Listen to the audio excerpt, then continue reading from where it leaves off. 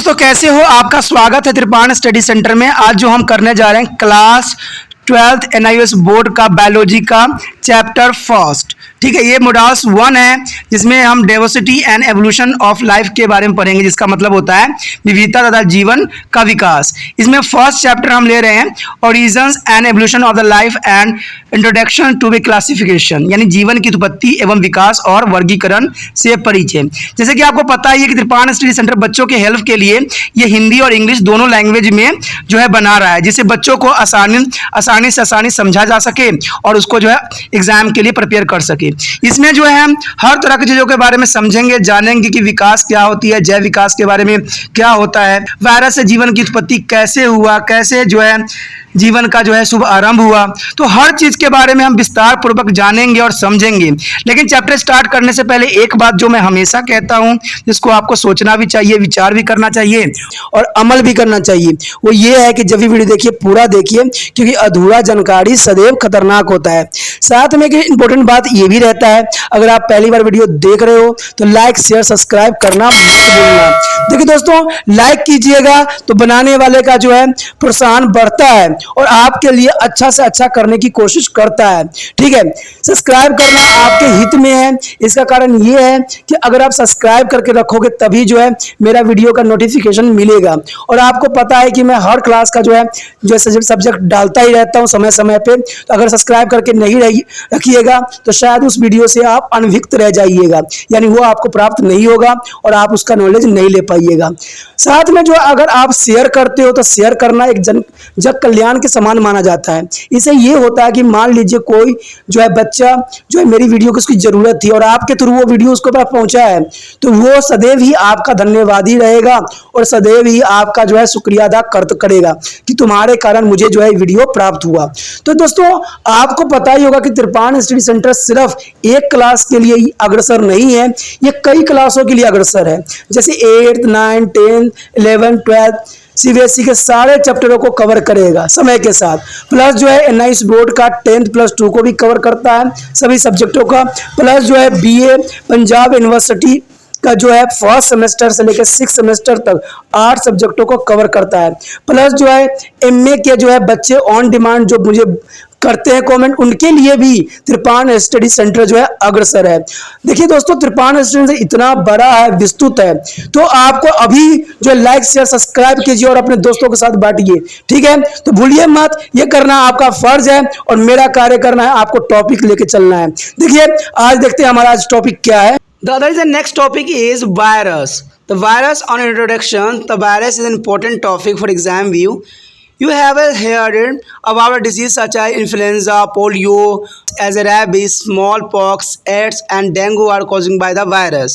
There are non-livings and made up to the DNA, RNA surrounding by the protein coated, and they can be replicate. However, they cannot be reproduced on their own. They reproduce when to inside or living cells. Therefore, the virus poses to the special classification of problem, and logically, therefore, they cannot be placed in any of the 5 kingdoms because they can multiply in their host cell and can mutate like a living organism, but it can be a crystallized exhibiting is a non-living feature.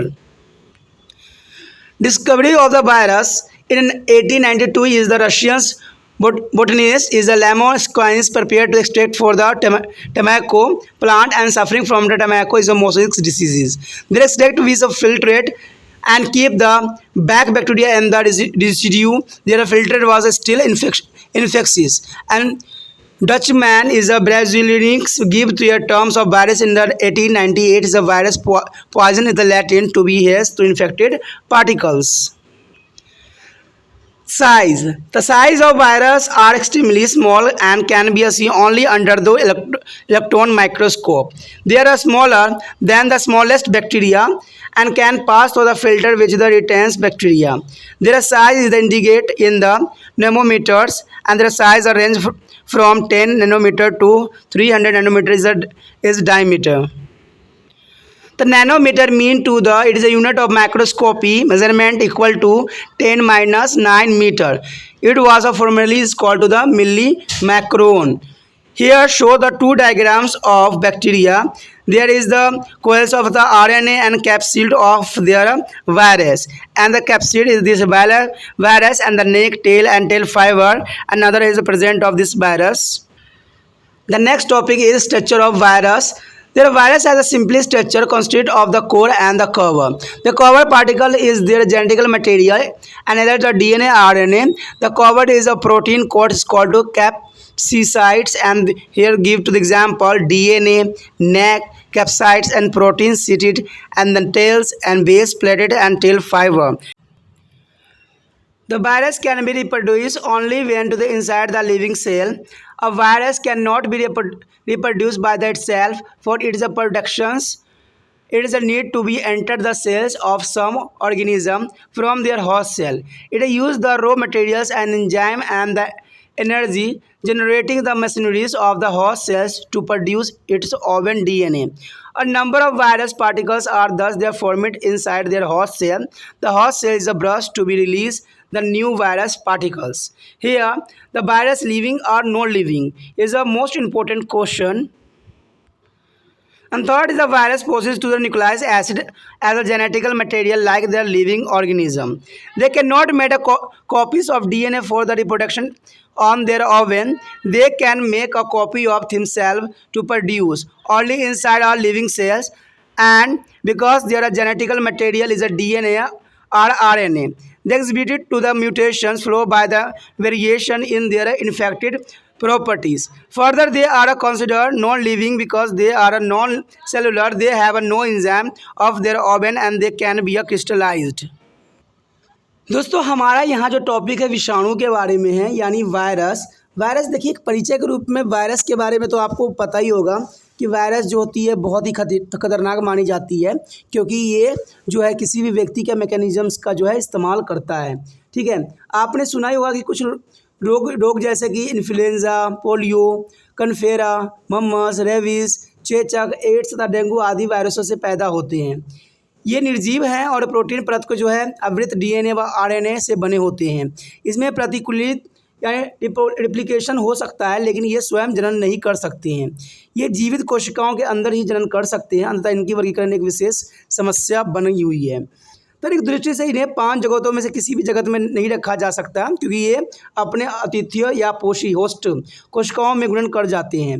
यानी ये अपना कोई इनका mechanism नहीं होता है, और किसी भी होस्ट में अगर प्रवेश कर जाते हैं उसी का मैकेनिज्म जो है ये उपयोग करने लग जाते हैं। तो इसलिए जो है किसी कैटेगरी में रखना इनको संभव नहीं है। परिवर्तन हो सकते हैं और सजीवों की तरह, लेकिन यह जो है क्रिस्टलीकृत हो सकती है और निर्जीव के लक्षण भी दर्शाते हैं। यानी आप कह सकते हो कि सजीव होते हैं और निर्जीव के लक्षण भी होते हैं। जैसे अगर आपका बॉडी से अगर बाहर चला गया है तो इसका मतलब है वो मृत्यु है। ठीक है, और जैसे ही बॉडी के अंदर प्रवेश कर जाता है ये जीवित हो जाता है। तो ये लिविंग और नॉन लिविंग थिंग दोनों में ही आते हैं, जो कि इनकी विशेषताओं का एक खास बात है। ठीक है, अगर वायरस अगर आपके बॉडी से बाहर निकला हुआ है, कहीं पड़ा हुआ है तो मृत्यु के समान है, वो कुछ भी नहीं है।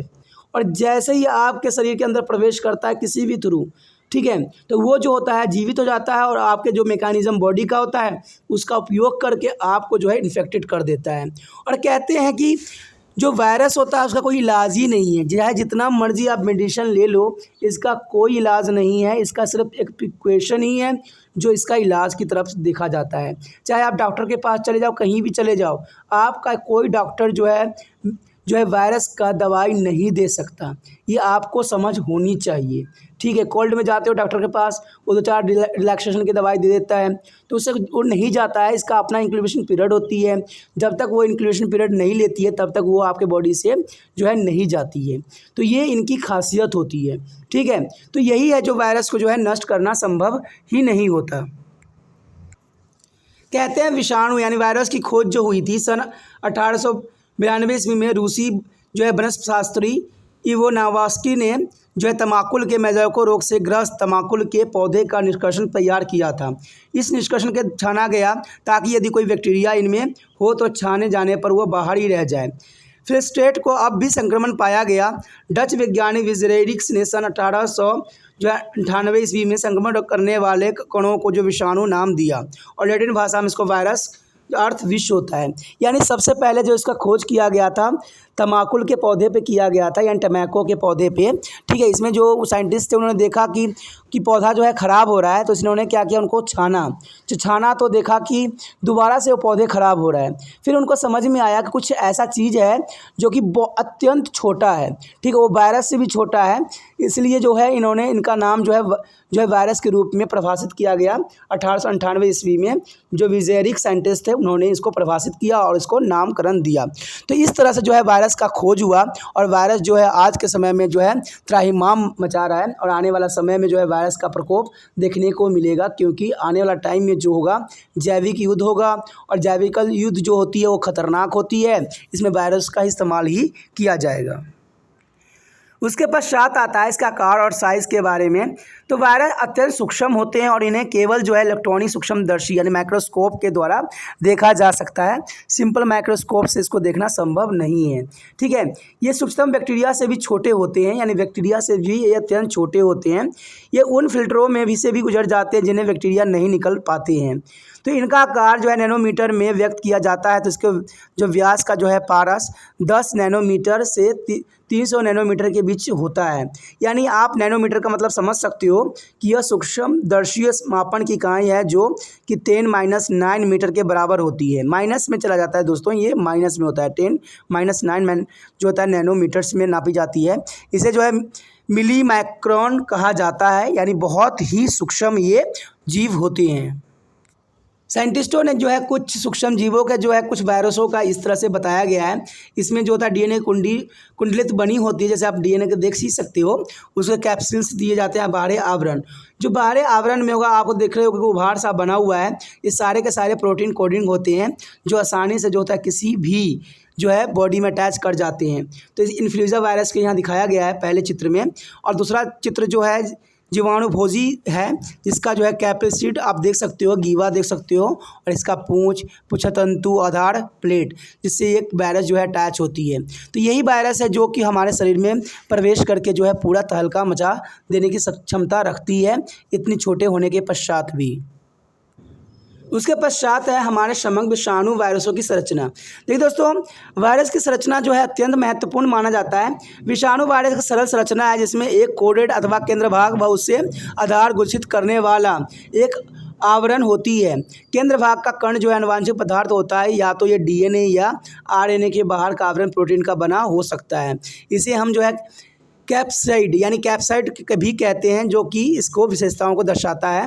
यहाँ पर आप चित्र में भी देख सकते हो कि डीएनए आपको नज़र आ रहा होगा, एक गीवा नज़र आ रहा होगा, एक कैप्सिड नज़र आएगा जो प्रोटीन अक्षत से बने होते हैं, एक पुच्छल बने होंगे, आधार प्लेट होंगे, और जो है पुच्छ तंतु बने हुए नज़र आ रहे होंगे। तो इस तरह से जो है विषाणु के जो है चित्र आप समझ सकते हो।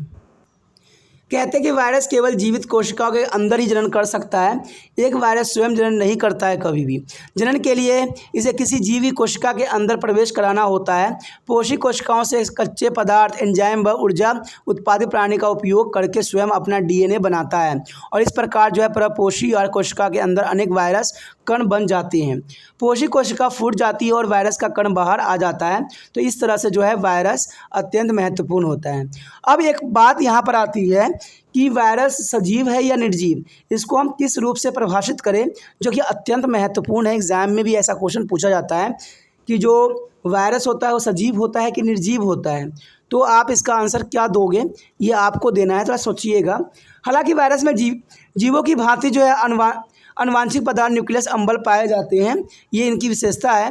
वे अपने आप जो है डीएनए जनन के लिए प्रति नहीं बना सकती। ये केवल जीवित कोशिकाओं के अंदर ही जनन कर पाने में सक्षम है, क्योंकि उनका आनुवांशिकता है, उनमें उत्परिवर्तन होता है।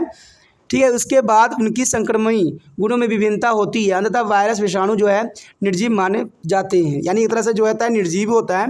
इसके अंदर वह निर्जीव माने जाते हैं क्योंकि ये अकोशिकीय हैं और इनमें अपना प्रक्रमण नहीं होता है, और इसके क्रिस्टल बनाए जा सकते हैं, जो कि अत्यंत महत्वपूर्ण है। देखिए दोस्तों, जहाँ कि यहाँ पर वायरस के बारे में बताया गया है कि ये निर्जीव होते हैं, तो ये बात तो कई हद तक सच है, क्योंकि जब आपके बॉडी से बाहर निकल जाता है तो इसका जो है कोई जो है मैकेनिज़्म काम नहीं करती है और एक मृत्यु के समान रह जाता है। लेकिन इसका जो है जनन करने के लिए और आगे बढ़ने के लिए जो है किसी भी होस्ट की आवश्यकता होती है, जहाँ पर वो आगे अपने आप को बढ़ाता है और अपने आप को वृद्धि भी करता है। उसके पश्चात जो हमारे समक्ष टॉपिक है इफेक्टिव प्रॉपर्टी ऑफ वायरस, ये अत्यंत महत्वपूर्ण है। कहते हैं virus are known as to be attacked with bacteria, plant and animal. Virus which is the involved of bacteria is called to the bacteriophages, and the virus are highly specified when there is a relationship with the host and tissue. For example, polio virus attack to the particularly nerves, and mumps virus attack to the particularly pairs of salivary glands and petroids gland of humans. Virus keep on the mutating, yani mutations mean to change in the genetical material. For example, influenza virus which has a RNA as the genetic materials mutates, and so every year a flu is caused by a different virus, as scientists find difficulty to find a cure for the influenza or flu. Virus and diseases. The tables 1.3 indicate the names of content of virus, their host and diseases and mode of their transmission. Contain the cancer are also known as to case causing by the virus. This is a virus have a RNA as a genetic material and the call to the retrovirus. Here contain a virus, their host, diseases caused by them and mode of transmission.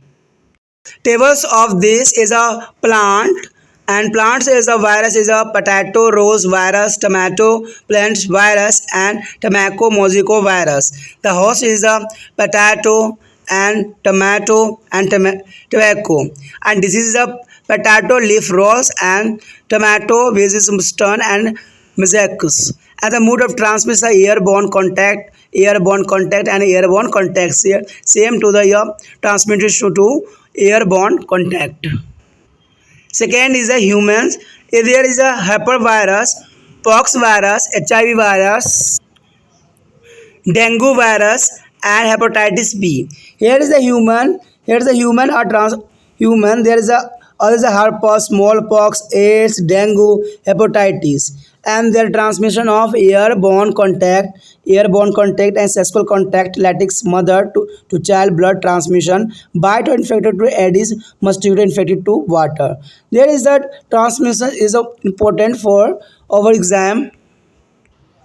The next topic is the viroids. What do you mean to viroids? The viroids are circular RNA molecules consist of several hundred nucleotides, and they infected plant and even kill them. In a plant, they use the enzyme of the plant cells to be a replicate like the virus do. When is their infected plant, their RNA molecules causing to the defected in their regulatory system, controlling plant growth. And as the viroids infected to plant and show to started growth and abnormally development. कहते हैं दोस्तों virus की जो है संक्रमण गुण अपने एक अलग ही पहचान बनाता है। कहते हैं वायरस बैक्टीरिया, पौधे और प्राणियों में संक्रमण करते हैं, और जीवाणु में जो संक्रमण करने वाले वायरसों को जो है जीवाणु भोजी यानी बैक्टीरियोफेजिस भी कहते हैं। ठीक है, अगर जीवाणु भोजी आ जाए तो आप याद रखना कि बैक्टीरियोफेजिस को ही कहते हैं। तो ये अत्यंत महत्वपूर्ण रहता है। वायरस अपने पोषक व उस उत्तकों के साथ संबंध स्थापित करने में अति विशिष्ट होते हैं। उदाहरण के लिए मानव में पोलियो वायरस विशेष तंत्रिकाओं पर ही आक्रमण करता है। इसी तरह से कनफेरा विषाणु मानव के विशेष प्रकार के लाला ग्रंथियों के जोड़े यानी पैरोडेट ग्रंथियों पर आक्रमण करता है। तो ये अपने आप में एक विशेषता है। कहते हैं वायरस में उत्परिवर्तन होता ही रहता है। उत्परिवर्तन का अर्थ है कि अनुवांशिक पदार्थों में परिवर्तन। उदाहरण के लिए फ्लू वायरस में जो है उत्परिवर्तन होता रहता है, जिसके कारण प्रतिवर्ष फ्लू एक नए वायरस के कारण होता है, और वैज्ञानिक को इसका जो है इलाज ढूंढने में काफ़ी कठिनाइयों का सामना करना पड़ता है। कहते हैं कि वायरसों व उनसे होने वाले रोग भी अपना विशिष्ट स्थान रखते हैं, जो हमारे कुछ तालिका में भी दिखाया गया है। इसमें बताया गया है सबसे पहले पादप के बारे में यानी प्लांट के बारे में, जिसमें आलू रोल वायरस, टमाटर में स्टेंट वायरस होती है, तमाकुल में जोको वायरस होती है, तो हैपिस वायरस जो प्रेजेंट होती है इसका पोषी होती है आलू, टमाटर, ठीक है, और तमाकुल और मानव। उसके बाद रोग जो होता है आलू का लीफ रोल होता है, टमाटर का जो होता है बुशिट स्टंट होती है, मेजाको को जो मजाको होते हैं, और जो ह्यूमन में होता है वो हेम्सी वायरस होता है। और इसका संक्रमण फैलने का सबका एक ही कारण होता है, वायु द्वारा फैलता है। देखिए दोस्तों, ये जो वायरस होते हैं इनकी मेकानिज़्म अपना एक विशेष स्थान रखता है। तो ये जो कहते हैं हर साल जो है ये अपना मेकानिज़्म ही चेंज कर लेते हैं। यानी आप वायरस को कह सकते हो एक बहरूपिया, क्योंकि जब भी ये करता है म्यूटेशन करके एक नया रूप में अपने आप को कन्वर्ट कर लेता है। इसी के ऊपर जो है कोरोना वायरस भी माना गया है। ठीक है, कहते हैं कोरोना वायरस से अब छुटकारा पाना संभव ही नहीं है। ठीक है, आप तो जीवन भर जैसे कि कोई और वायरस है, सर्दी जुकाम के वायरस है, वैसा ही अब कोरोना वायरस जो है सदैव हमारे जीवन में स्थान ग्रहण कर चुका है। तो इससे जो है डरना और इससे जो है घबराना ये इंसानों को स्वभाव नहीं देता है, क्योंकि जो चीज़ ने हमारे जीवन को कवर कर लिया है अब इसको कैसे पाया जाए तो ये तो संभव ही नहीं है। कि इसका एक ही उपाय है, इसको इलाज है कि आप जो है अपना ह्यूमन सिस्टम को तगड़ा कीजिए और सारे काम जो है सुचारू रूप से कीजिए। क्योंकि कई बार मैंने देखने को मिला है कि सरकार की तरफ से जो होती है सारी चीज़ें बंद कर देते हैं, जिसकी वजह से लोगों को और भी परेशानियां बढ़ जाती है। ठीक है, जो व्यक्ति नहीं मरना होता है वो भी व्यक्ति मर जाते हैं सरकार के रूखापन की वजह से। तो अब सरकार को इस बात को समझना चाहिए कि ये वायरस जो है अब सदैव के लिए इंसानों के जीवन में घर कर चुका है। ठीक है, और लोगों में जागरूकता ये बढ़ाएं कि वो ह्यूमन सिस्टम को तगड़ा कैसे करें। लेकिन लोग भी ह्यूमन सिस्टम तगड़ा कैसे करेंगे, ये भी एक प्रश्न चिन्ह बन गया है। आजकल तो सब्जी साग के रेट इतने बढ़ गए हैं, जिससे हमारा ह्यूमन सिस्टम बूस्ट होता है वो इतने महंगे हो गए हैं जिसको खरीदना ही लोगों के इस पहुंच से दूर कर दिया है। तो इस कंडीशन में सरकार जो है इसका फ़ायदा उठाएगी और बार बार जो है स्कूल और कॉलेज और जो है सभी शिक्षाओं केंद्रों को और बहुत चीज़ों को जो है बंद कर देगी, सारे संस्थाओं को बंद करेगी और इससे जो है लोग मौज करेंगे। तो इससे जो है जीवन का जो है सुचारू रूप से चलना शायद संभव भी न हो। ठीक है, इसमें जो अगला हमारा आता है मानव। देखिए मानव में जो होता है HIV, डेंगू, हेपेटाइटिस बी, सारे मानव में होने वाली बीमारी हैं। HIV जो होता है एड्स के कारण होता है, और डेंगू जो होता है डेंगू से होता है, और हेपेटाइटिस बी जो होता है यूथुशोथ यानी हेपेटाइटिस की वजह से होता है यानी लीवर्स में। देखिए आपने HIV एड्स के बारे में तो जाना ही होगा, यानी जो इसका मतलब होता है मानव प्रतिरक्षाहीनता जनन विषाणु, और एड्स का मतलब होता है प्रतिरक्षाहीनता जनन जो है सिंड्रोम के नाम से जाना जाता है। इसमें आपको पता ही है कि यौन संपर्क यानी किसी से जो है शारीरिक संबंध स्थापित करते हो तो एड्स होने के चांसेस रहता है, लेकिन तब होता है जब उस व्यक्ति को पहले से ही हो रखा हो HIV। ठीक है, उसके बाद है स्तनपान कराने वाली माँ से संतान को भी हो सकता है, इसमें कोई दो राय नहीं है, और रक्त चढ़ाने से भी होता है। दोस्तों कभी भी संक्रमित सुइयों का इस्तेमाल नहीं करना चाहिए। एक सुई का जो है एक व्यक्ति पर ही प्रयोग करना चाहिए, दूसरे व्यक्ति पर करते हो मान लो अगर वो एड्स का बीमारी है, अगर वही सुई दूसरे व्यक्ति को करते हो तो वो भी एड्स से ग्रसित हो जाएगा।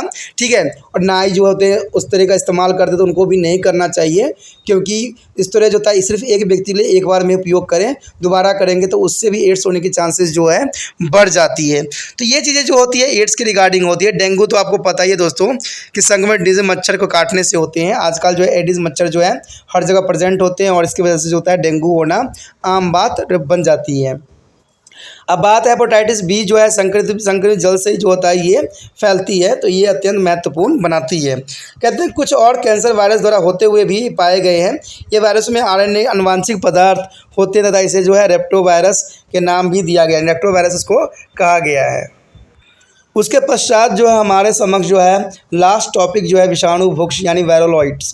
कहते हैं ये हमारा अंतिम टॉपिक है 1 पॉइंट का यानी 1 चैप्टर का। उसके बाद हम 2nd चैप्टर पे जाएंगे। कहते हैं विषाणु भुक्ष जो है वर्तुकलार अणु होते हैं जिसमें कई 100 न्यूक्लियोटाइड्स संलग्न होते हैं।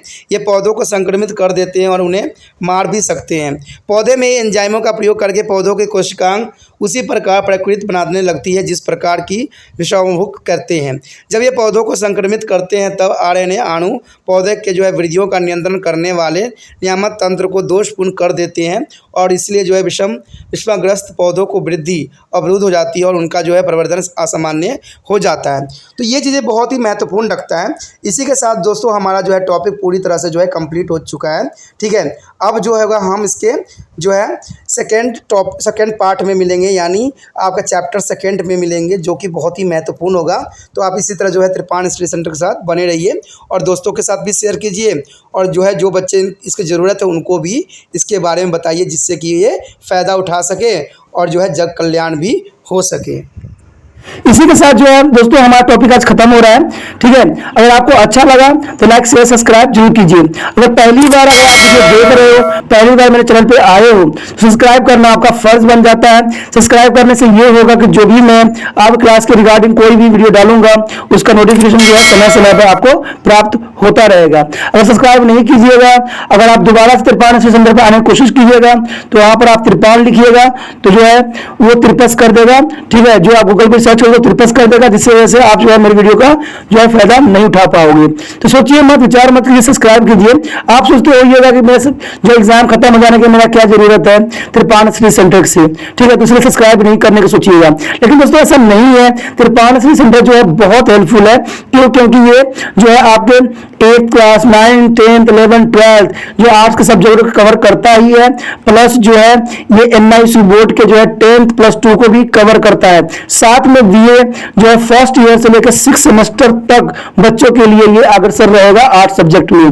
तो सोचिए नहीं, विचार नहीं कीजिए, काफी जो है त्रिपाण स्टडी सेंटर का फायदा ही फायदा है। ठीक है, अगर आप मुझे प्रोत्साहित करोगे तो आपके लिए मैं तरह तरह के वीडियो बनाऊंगा जो आपको फायदा पहुंचाएगा।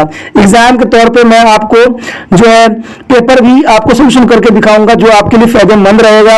अगर नहीं सब्सक्राइब कीजिएगा, मेरा मनोबल घटेगा, तो हो सकता है कि आपको फिर दोबारा मैं नया वीडियो बनाऊं और आपको फायदा ना पहुंचाऊं। तो अभी भी नहीं सोचिए, मेरा जितना आप फैलाइएगा, जितने दूसरे बच्चों के साथ शेयर कीजिएगा, उतना जो है मैं आपके लिए कार्य करने में अग्रसर रहूंगा। ठीक है दोस्तों, इसे सोचिए मत, विचार मत कीजिए, अभी सब्सक्राइब कीजिए और अपनी व्हाट्सएप स्टेटस पे लगाइए और दूसरे बच्चों के साथ भी शेयर कीजिए। ठीक है दोस्तों, अपना ध्यान रखना, बाय।